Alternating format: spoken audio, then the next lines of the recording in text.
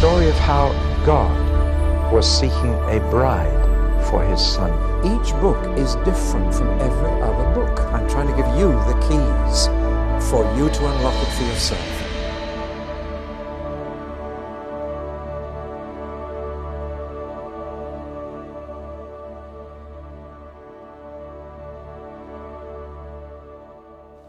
Let's start with the call of Ezekiel. Remember, he was 30 years old, the very year in which, normally speaking, he'd have become a priest like his father and taken on the very holy duties of offering sacrifices in the temple.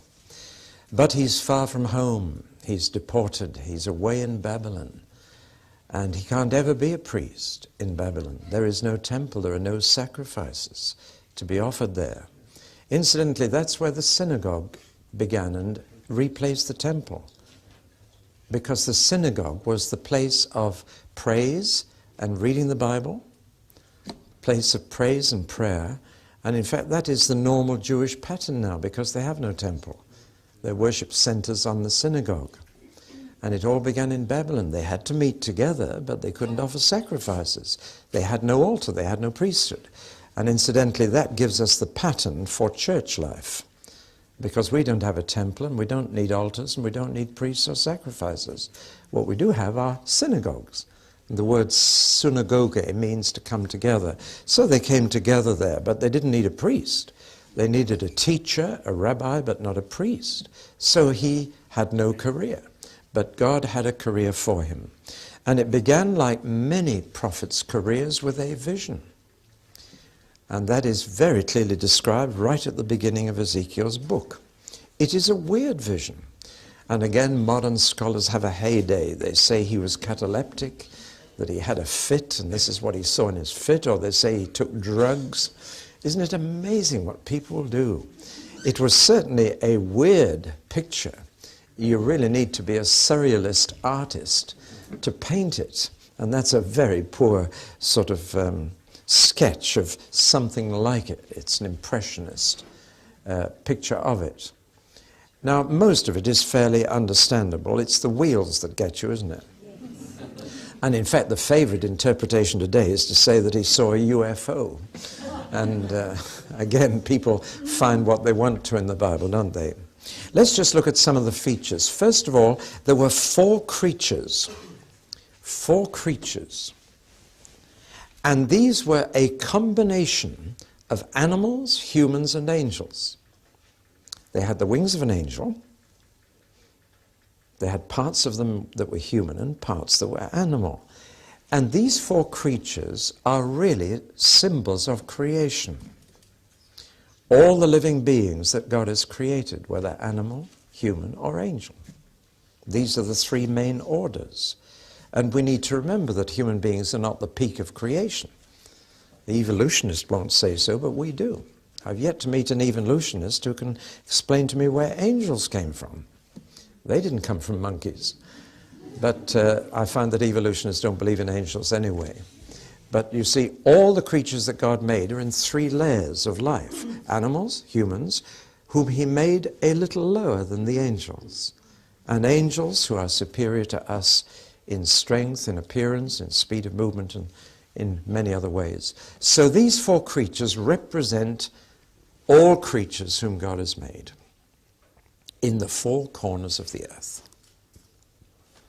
And above them, he sees the Creator on his throne, majestic, mysterious, covered in glory. That's a favorite word of Ezekiel, glory. Later we shall see he watches the glory leave Jerusalem. And in vision he sees the glory return to Jerusalem. But wherever God is, there's brilliant light, there's radiance, there's glory, there's brightness. The glory of the Lord. That's a key phrase. And I want you to remember it. Because when the other Son of Man came, people said of him, we saw his glory. Glory as if the only begotten Son of the Father. Glory is a very important word. It was the glory that blinded Saul of Tarsus on the road to Damascus and seared the retina of his eyes. Glory means the radiance, the brightness of God. Nearest thing you can get to it is to fly above the clouds when the sun is shining on the top of the clouds. That's the nearest thing you'll get physically to glory. Have you ever done that and looked down on the cumulus under the sun? It's glorious. And that's, it's often linked with clouds, this glory in Scripture. Clouds of glory. Well, now here is the Creator on his throne over all creatures. It's a crystal throne supported on a crystal platform, transparent. It's beautiful. Now come these wheels. They're at the bottom and they're supporting the crystal platform on which the Creator's throne is. And the wheels are unusual. I've tried to make a little sort of model. The wheels are sort of intersected like that. So two wheels are common, and round the edge of the wheels are eyes. Now, the wheels, you see, can travel in any direction. And they are a symbol of the omnipresence of God. God can be anywhere and everywhere. He is a mobile God. Now, the significance of this is that up till then, every vision of God's throne was static, fixed in one place. And that place was Jerusalem. And here's one of the first bits of comfort for Ezekiel. God's throne is mobile. He can move to Babylon. Do you understand? See, when you think God lives in one place and you're hundreds of miles away, you think God's a long way away. But God's throne is on wheels. And wheels that don't just go in one direction, but can go in any direction. You get the message? It's a simple symbol once you've understood it. Not only that, but the eyes tell you that God can see everything, everywhere. See? That he's aware of everything. That wherever you go, he sees you. His eyes follow you. Now all that is, I think, very simple and very profound. It's not somebody who's been on drugs. It's very meaningful, though it's not the way we usually think. But it's a very meaningful picture. The creatures, the four corners of the earth, animal, human, and angelic. The Creator above them all, ruling over them all in glory. The mobility of this Creator and his throne. He can be anywhere and he sees everything. No wonder Ezekiel was overwhelmed with the vision and fell on the ground. You know, I was asked recently by a pastor in a seminar, do you believe in being slain in the Spirit? Have you heard that phrase? And I said, well, yes, it's biblical. Ananias and Sapphira were slain in the Spirit. And I said, if you want the experience, just tell a lie about what you put in the offering and make sure Simon Peter is your pastor and you too can be slain in the Spirit.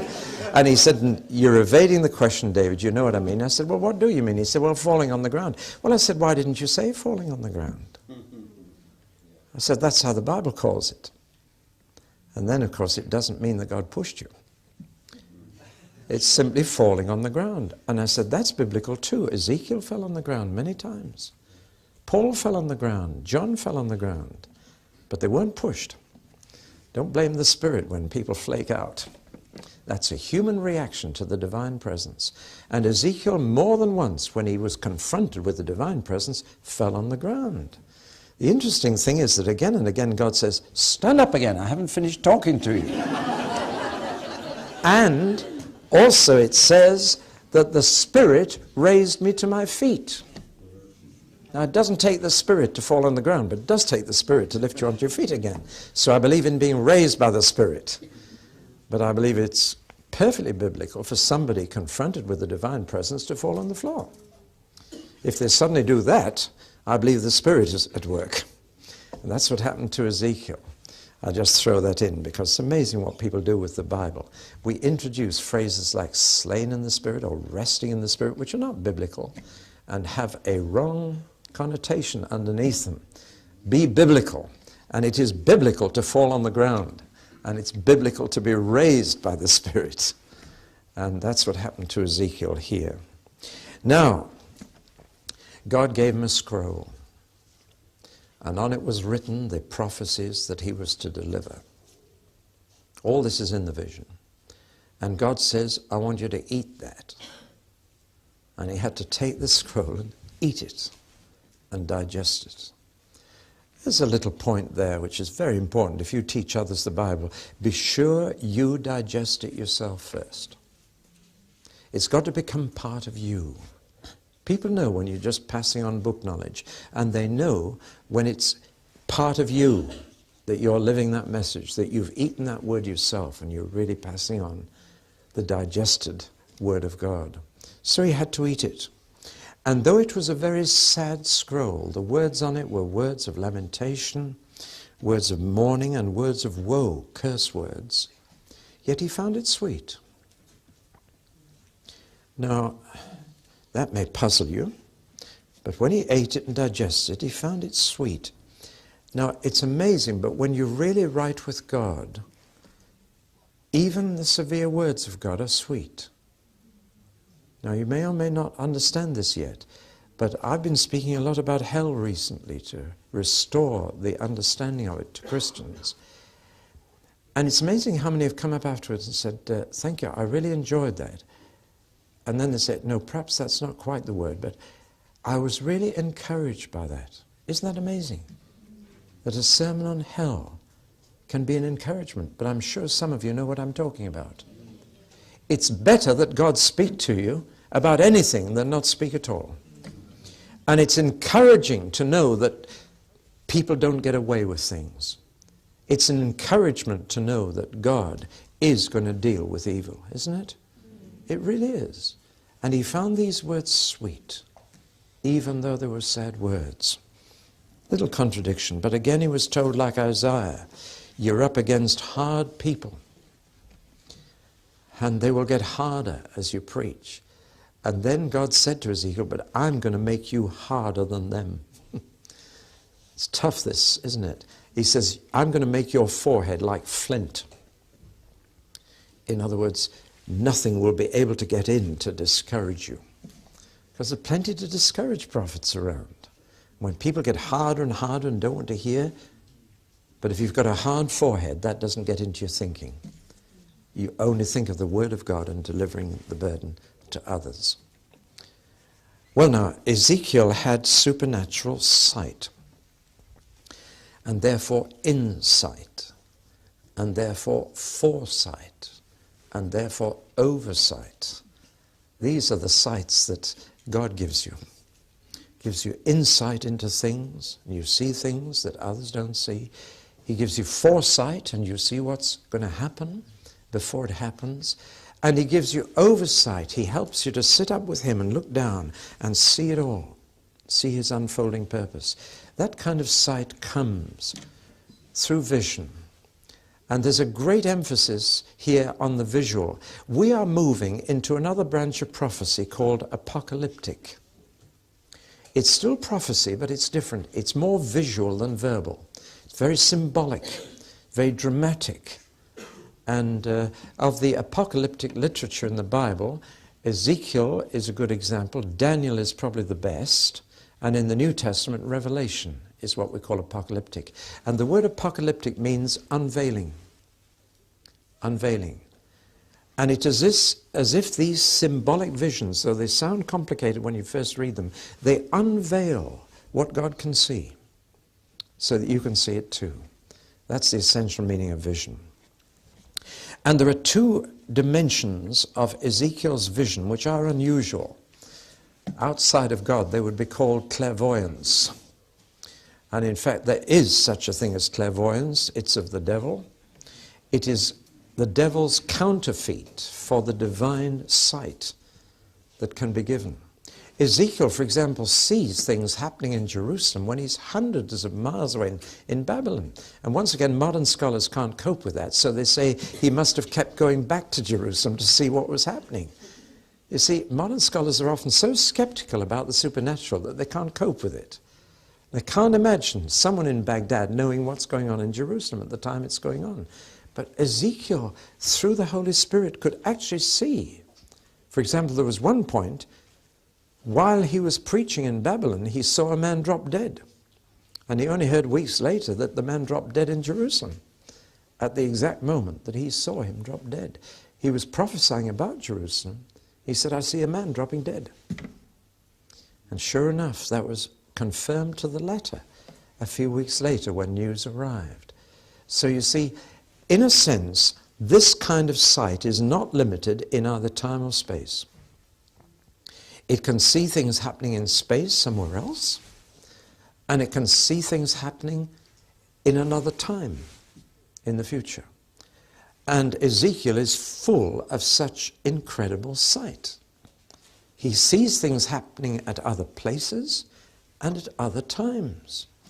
And they are so vividly described that, again, unless you believe in the inspiration of the Holy Spirit, you'd have to say that either he was himself moving around all these places, or, regarding the future, that these prophecies were not written by Ezekiel but by someone else after the event.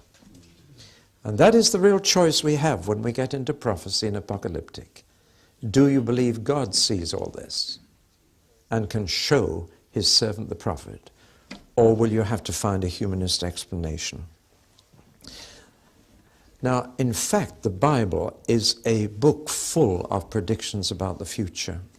Let me give you some facts and figures. There are altogether, 27% of the verses of the Bible have a prediction about the future. That's over a quarter.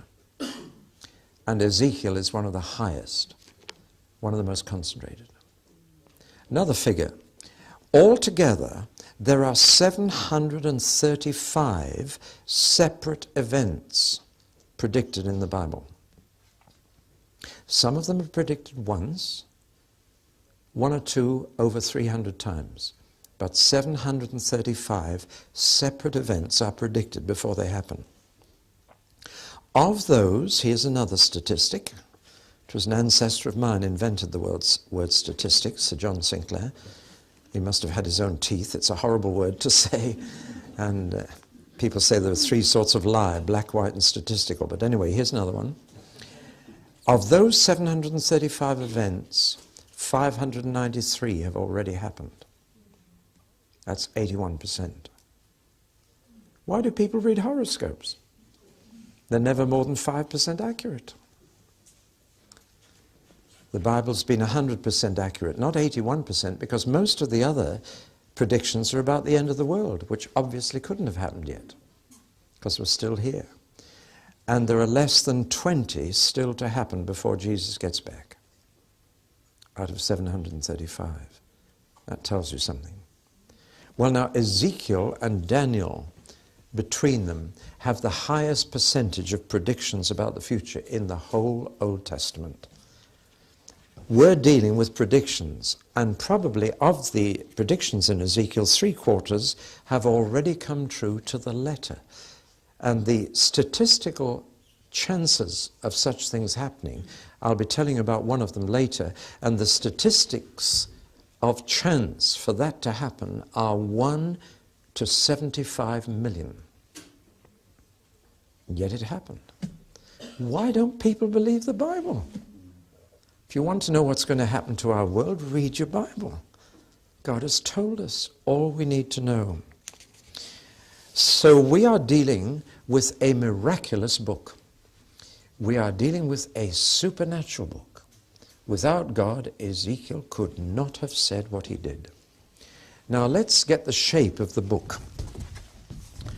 Looks a bit complicated at first, I know, when we look at a new chart, but it'll come clear. I have been talking so far entirely about chapters 1 to 3, which was the 5th year of his exile. He was now 30, he'd been deported at 25, and he was age 30, and the priest Ezekiel is being redeployed as a prophet. The first 3 chapters are entirely concerned with the vision and his response to it, which made him a prophet of God. Then we move into the messages. And there are 3 clear divisions in his message. His message came in only 3 occasions, remember. First in the 3 years, from 30 to 33. Then later, when he was 36 to 37, and then the final one came when he was 50. So that's all he preached. In between he was silent, really silent. Now the three subjects he deals with over those 3 times of ministry are quite different from each other. The first is the most depressing. It covers chapters 4 to 24, and it is retribution for the city Jerusalem. There's nothing in it except this dreadful announcement that Jerusalem is going to be totally destroyed. Totally. And that's the really depressing section of his book, the one that nobody quotes. By the way, I wonder how many of you could actually quote me a verse from Ezekiel. I won't ask you to do it, but put your hand up if you could just quote a whole verse from Ezekiel. Do you see what I mean? About half a dozen of us. It really isn't a book full of memorable quotes. It's not a book of texts. You have to read the whole book to get the message. People who just like quoting texts, Ezekiel's no good for them at all.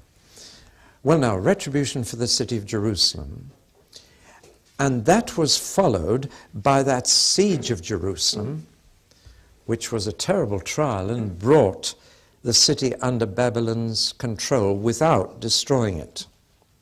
Then comes the second time he prophesied, in the 11th to the 12th year of his exile, when he was 36 to 37. And it's covered by what we call chapters 25 to 32. So that you're reading there the second time he opened his mouth. This time, it's not about Jerusalem at all. It's about the nations around Jerusalem who took advantage of the fact that Jerusalem was now under Babylon's control, and who were glad to see Israel finished. Again, there's something strangely modern about this. Israel today is completely surrounded by people who would love to see her finished. See? It's the same situation all over again. And in fact, if you didn't realize it, Saddam Hussein's war was really aimed at Israel, not Kuwait. What he really hoped was to drag Israel into the conflict and finish Israel off. And had he done so, he would have been the hero of the entire Middle East. He would have been the greatest. That's what he was after. And he's still got that in his mind.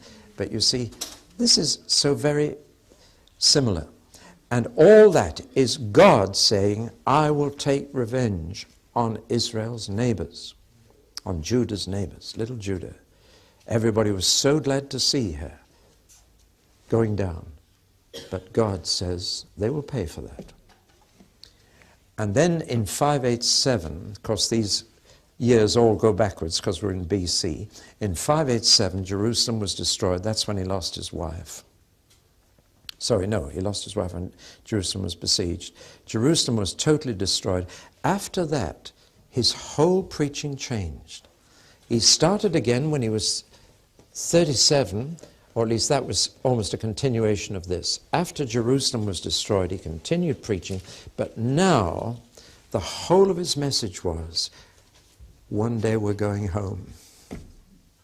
One day Jerusalem will be rebuilt. One day there's going to be a new temple.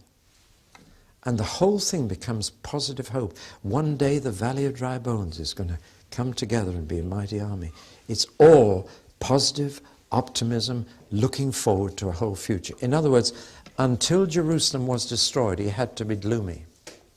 As soon as it was destroyed, what the people then needed was to be lifted in hope, because they were now at the bottom of despair. You see how his message matched their reactions to what was happening and was God's answer to it. And the final chapters he didn't give till he was 50 years of age, so he waited another 13 years when God didn't allow him to open his mouth. And then when he was 50, God said, I've got one last thing you can tell them. And those chapters 40 to 48 talk about the restoration of the temple in Jerusalem. I'm going to show you architectural plans and drawings of that amazing building, done by a Jewish architect, and you will see them. Now there's one other thing on this chart that you may have noticed I've missed out. There is one phrase that comes all the way through his prophecy then you will know that I am the Lord. If you underline it, I did make a note of how many times it comes in my Bible. I was astonished how often that phrase comes. Let me just find it for you. 74 times. 74 times. Only one word changes. In the first section, chapters 4 to 24, it's always then you will know that I am the Lord. Then you will know that I am the Lord. But when he moves to the second section of God's revenge on the neighbors of Judah, it is then they will know. Then they will know that I am the Lord. And when he goes to the good news of the return from exile in Babylon, it's then the nations will know that I am the Lord. In other words, when God brings the Jews back to the Middle East, the whole world knows that God is the Lord. See? And that has happened in your lifetime and mine. And the whole world knows. See? Because humanly speaking, it was absolutely impossible to re-establish the state of Israel. It should have been swept into the sea in 1948. I remember being on the Golan Heights with an Israeli major right at the end of the 67 war. And I said, how did you get up here? I saw all the Russian guns pointing down at the kibbutzim. I said, how did you get up here? Do you know what the major did? It was right at the end of the war. There were bullets still flying. We had to be careful. And he just went. And that was his answer. You see, when Israel comes back home, then the nations will know. See? Now that's the key phrase. It means, do you want to be sure about God? Then just watch what God does. Then you will know.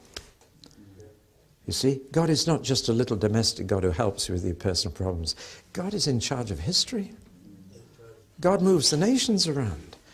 And if you want to see God most clearly, you don't see in what he does with China or India, you see him most clearly in what he does with Israel. What he does with his people. That makes it clear. See? Then you will know. So, it means that first of all, the people of Israel were not very sure of God here. Then you will know.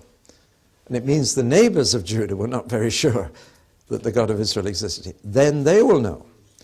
And this means that the whole world was not very sure whether there was a God.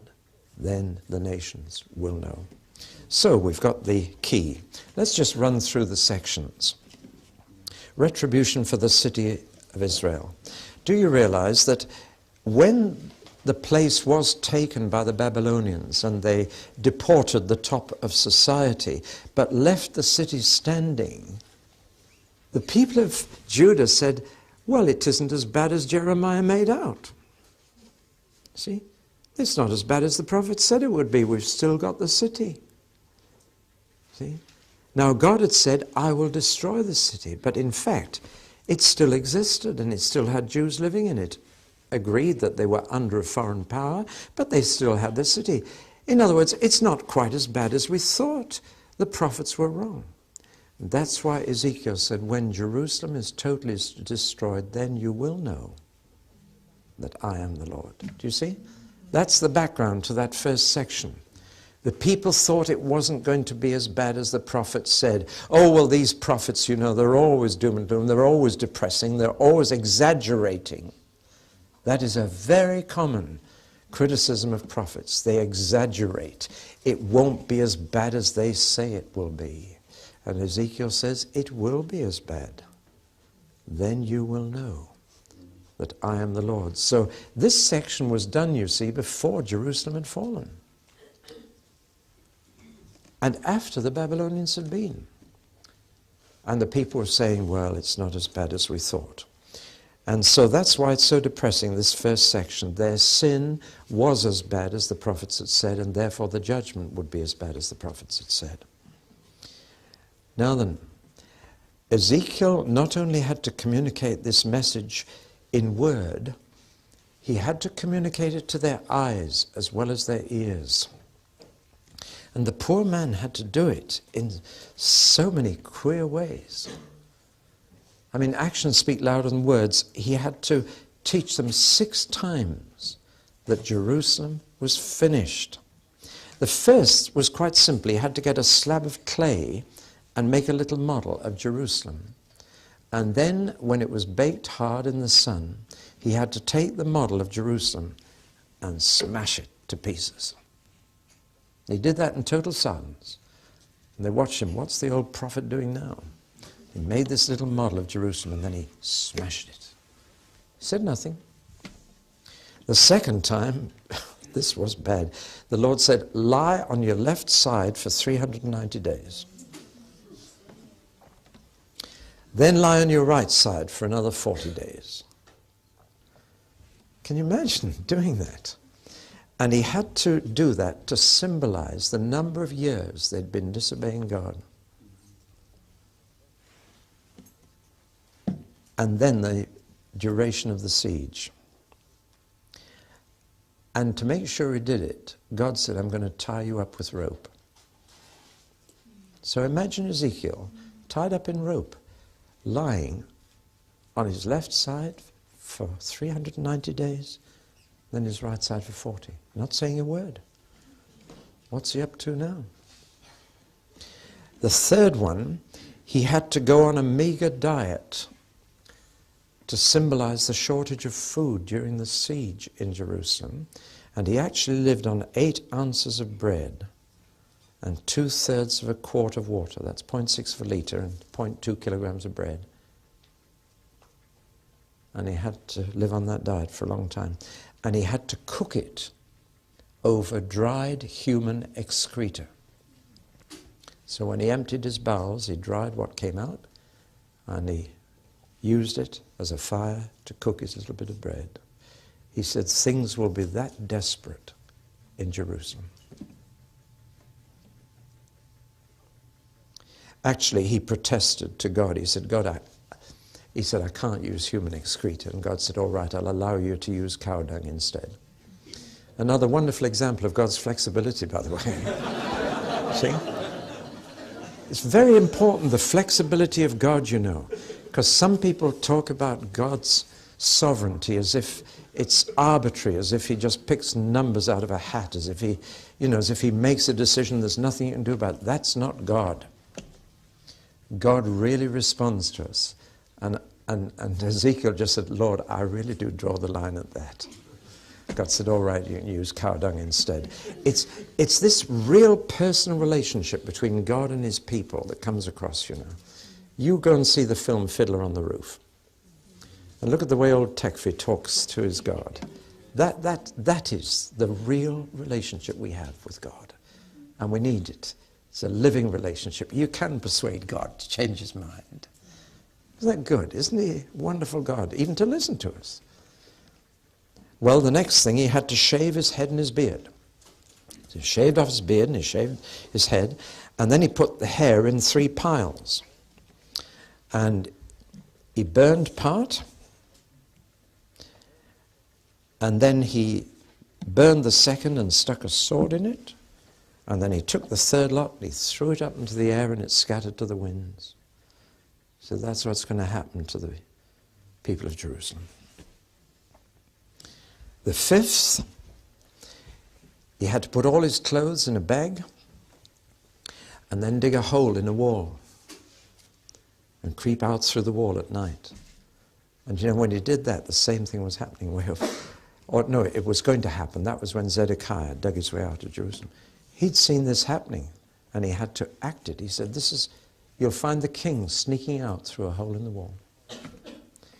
And the 6th was the hardest of all. I've already mentioned it, when his wife died. And he was not allowed to mourn. Because, said God, when Jerusalem finally falls, the people will be so stunned. They won't be able to believe it. They won't even cry. They will be just too bewildered, too stunned. And I want you to show them, by not mourning for your wife, that will be their reaction to the ultimate loss of their city. Poor old Ezekiel. And he told them it would be a ruin, a ruin, a ruin. Jerusalem will be a ruin, a ruin, a ruin. There shall not even be a trace of it until he comes whose right it is, and I will give it to him. And one of the most telling visions he saw was the glory of the Lord in the temple. And the glory just disappeared and faded away, and it went up to the top of the Mount of Olives and then disappeared. Does that tell you anything? It's exactly what happened to Jesus. They rejected him. He went to the top of the Mount of Olives and disappeared. The glory of the Lord went, and he disappeared in clouds of glory. You know, the more you read the Bible, the more amazed you are that it all hangs together, and that one detail here fits another detail there. Now, why will Jerusalem fall? We're still in this first part. There are three major things: idolatry, immorality, and ingratitude. Those are the three things that keep coming out. The idolatry, they were actually worshipping the goddess Asherah in the temple. They'd put figures of animals on the walls of the temple rooms. And the women had started worshipping a goddess called Tammuz at the very gate of the temple. And Ezekiel even saw 25 men in the temple worshipping the sun. I mean, all this was just religion, all sorts of religion coming in. I think that's going to be the biggest battle for us today, to keep Christianity free of other religion. It really is, because our children are being brainwashed in school to be worshipping in a pantheon with Buddha and Confucius and Jesus all mixed up together. What's happening there? Immorality. It's interesting, Ezekiel calls Jerusalem a bloody city because of the ruthless exploitation of widows and orphans and strangers, because of the murders that were taking place in the city. There was lying throughout the city, sexual immorality throughout the city, and contempt for parents in the holy city of Jerusalem. The ingratitude is, God is saying, after all I've done for you, this is how you repay me. After all I did for you, you are utterly ungrateful. And you know, ingratitude is one of the major sins throughout the Bible. The failure to say thank you to God. He uses a series of stories to bang these points home. Ezekiel used parables to make his point. And there are 5 parables he uses. I just list them and you can look them up. A wild vine, that was a parable that Jesus used as well. A girl, a deserted baby girl who becomes a queen and then becomes a prostitute. That's a vivid parable. A parable of 2 sisters, a Holah and a Holibah, which represents Samaria, the 10 tribes in the north, and Judah, the 2 tribes in the south. And the whole story of the 2 sisters brings home the message. Then there's a parable of the lioness and her 2 cubs, her 2 whelps are taken captive.